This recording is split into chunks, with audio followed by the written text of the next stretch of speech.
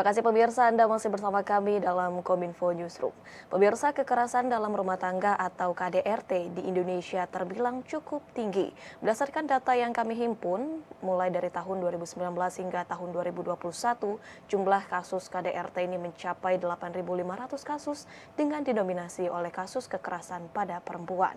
Kasus ini tentunya dapat ditekan atau dicegah dengan pendekatan hukum.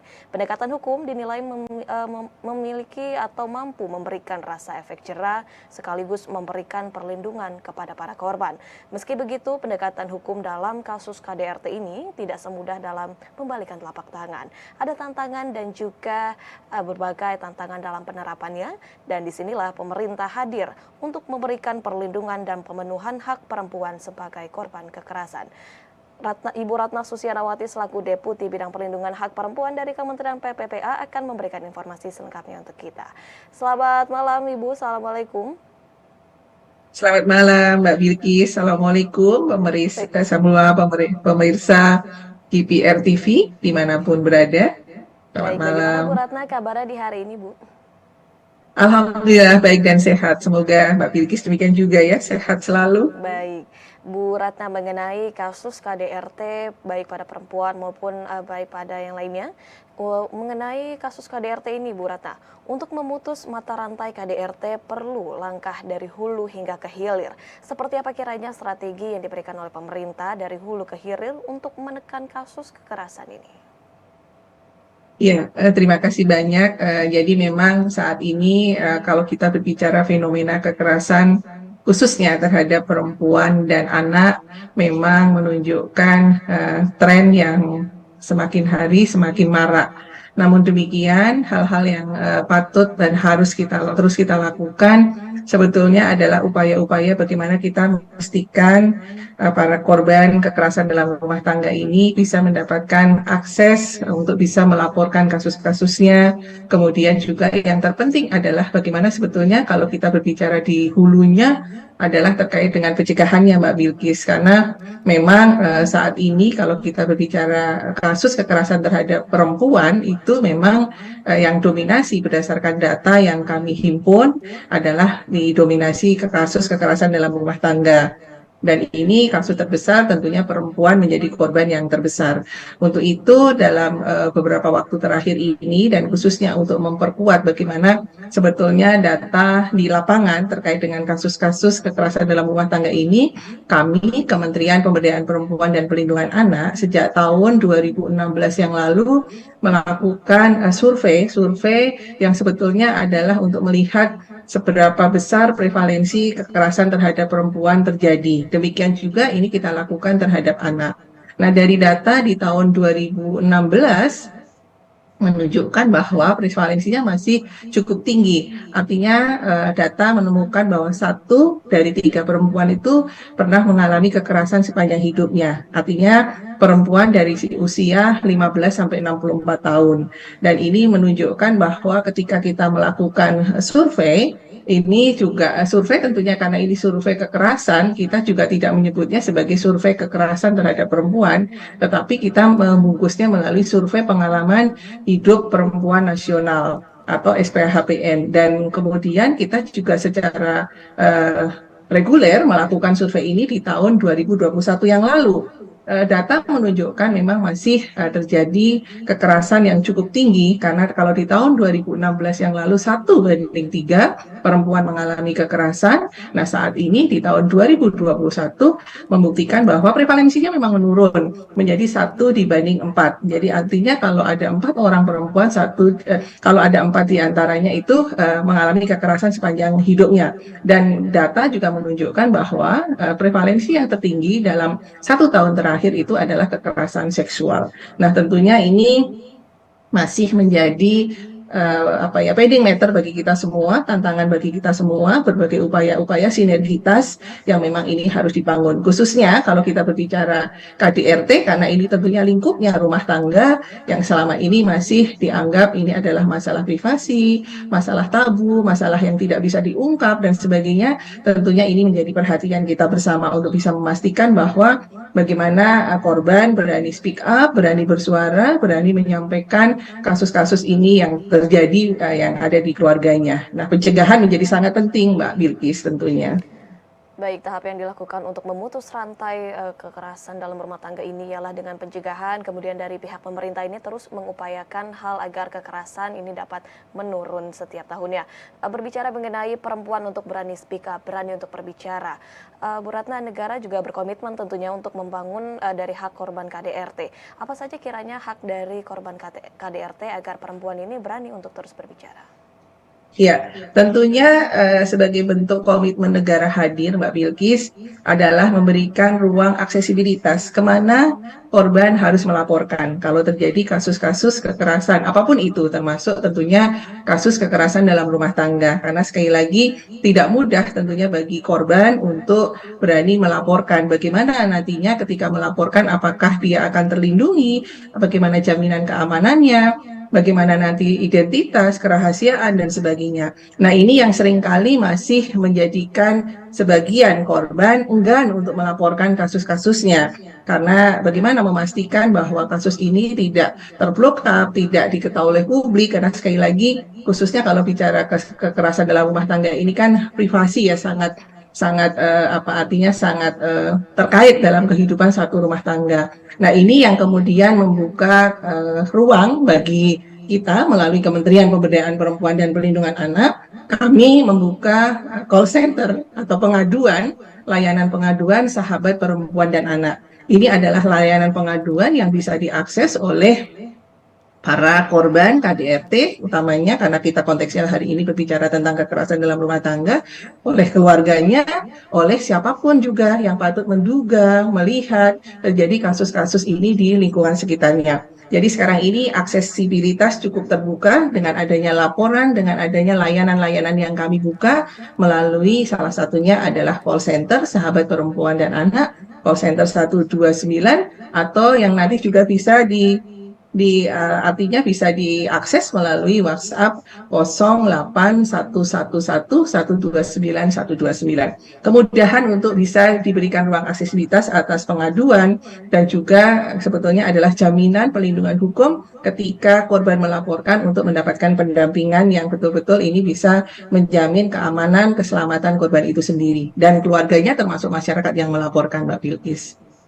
Baik, aksesibilitas terbuka dengan adanya layanan call center, sahabat pengaduan dari Kementerian PPPA.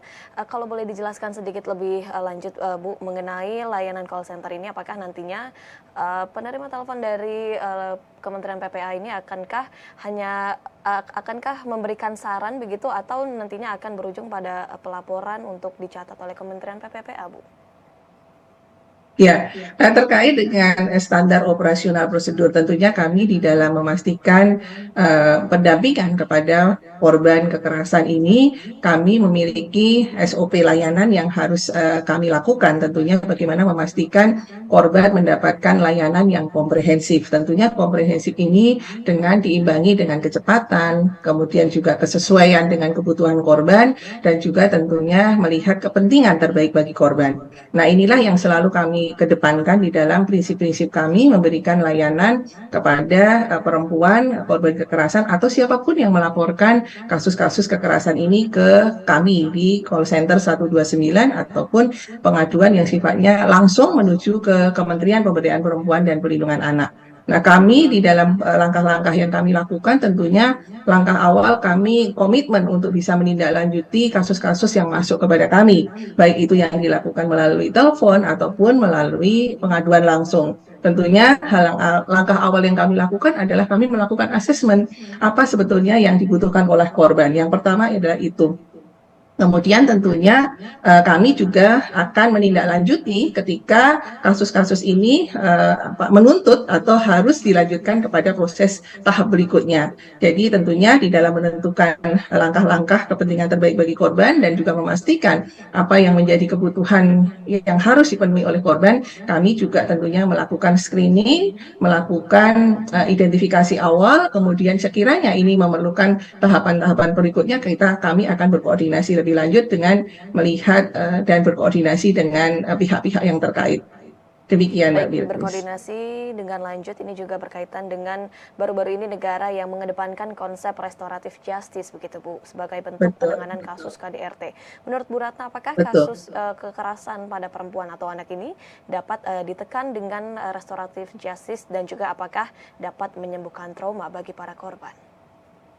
Ya, kalau sekali lagi kalau kita berbicara secara khusus kasus kekerasan dalam rumah tangga, ini sangat berkaitan dengan bagaimana kita membina terkait dengan ketahanan keluarga ya Mbak Bilqis ya. Beda dengan kasus-kasus kekerasan yang lainnya.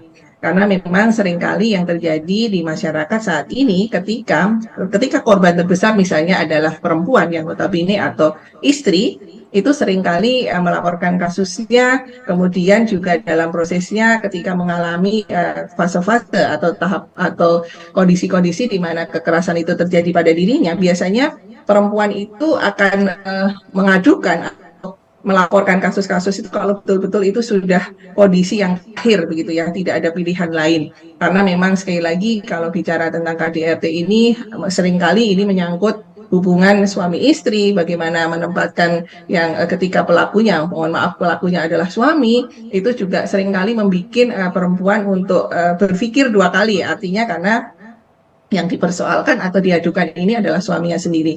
Namun demikian, sekali lagi, apa yang kita lakukan tujuan akhir dari sebuah proses perkawinan, pernikahan tentunya adalah menjamin, menciptakan satu keluarga yang bahagia, sejahtera, tanpa konflik dan sebagainya, apalagi tanpa kekerasan dalam rumah tangga atau bentuk kekerasan apapun lainnya. Namun seringkali yang terjadi ketika kasus ini terjadi di keluarga, tentunya kita juga melakukan langkah-langkah awal, tentunya memastikan bagaimana persoalan ini juga memberikan pendampingan lah kepada korban, terutama istri gitu ya, untuk bisa tentunya bagaimana sih sebetulnya persoalan-persoalan ini bisa terjadi, dan ketika ini juga sudah harus sampai dalam proses-proses yang hukum dan sebagainya. Namun seringkali kita masih dihadapkan pada satu tantangan Mbak Bilqis, bahwa banyak yang sebetulnya kasus-kasus sudah terlaporkan, namun di tengah proses artinya proses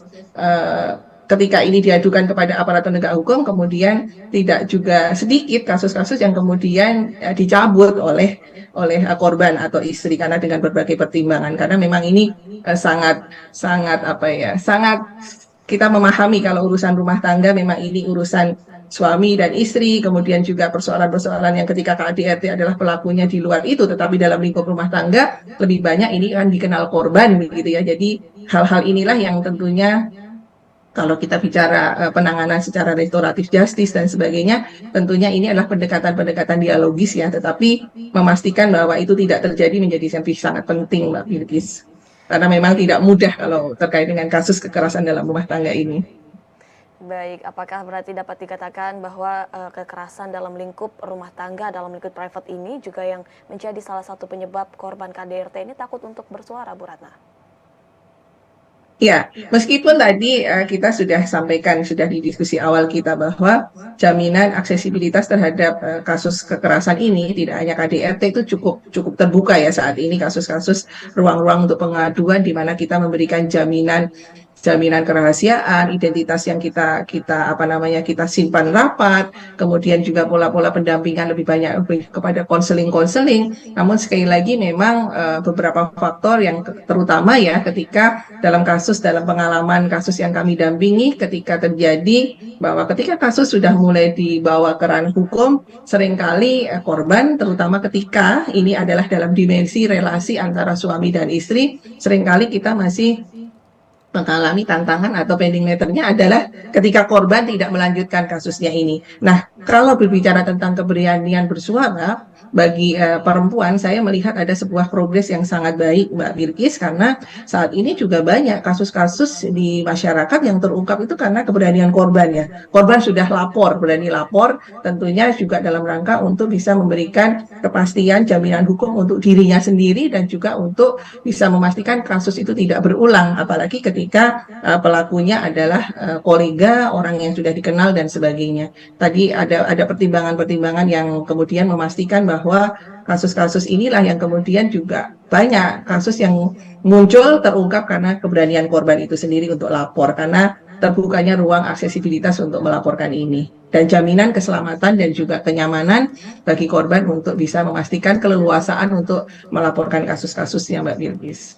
Baik, terakhir Bu Ratna, edukasi seperti apa yang dapat diberikan kepada masyarakat yang dapat dilakukan oleh Kementerian PPA dalam mencegah KDRT dan mendorong para korban KDRT untuk menempuh pada jalur hukum?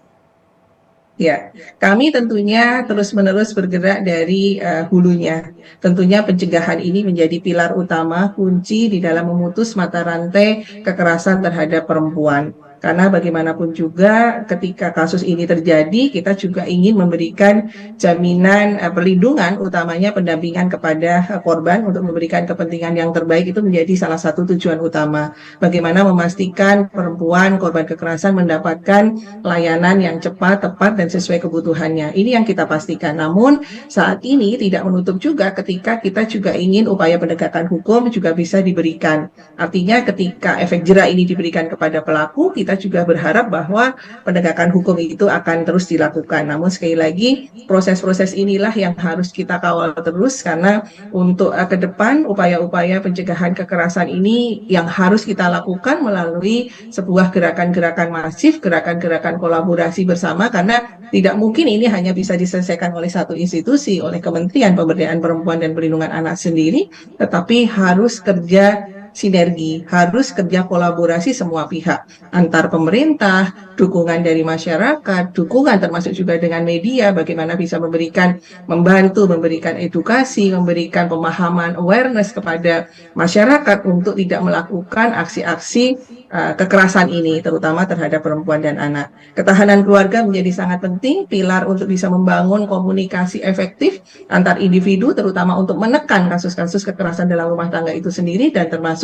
bentuk-bentuk kekerasan yang lainnya. Jadi saat ini yang kami lakukan, tentunya kami juga melakukan berbagai upaya selain gerakan masif, gerakan yang terus-menerus melibatkan semua pihak, kami juga terus memberikan literasi, sosialisasi terkait dengan berbagai peraturan perundang-undangan yang ada dalam konteks yang ini tentunya memberikan pemahaman kepada perempuan untuk mulai mengetahui apa sebetulnya yang menjadi hak-hak hukumnya terkait kalau terjadi kasus-kasus kekerasan utamanya, Mbak Bilqis.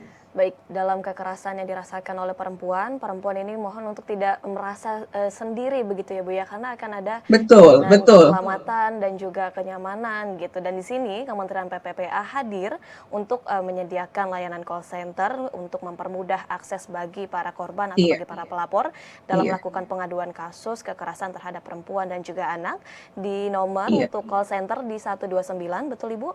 Dan untuk di WhatsApp di Sapa nomor 129 betul. Sapa 129 dan untuk WhatsApp dapat melaporkan di nomor 08111 129 129. Terima kasih banyak Bu Ratna telah bergabung bersama kami, telah Sama-sama, memberikan Mbak banyak Bilqis. informasi mengenai perlindungan kepada para perempuan.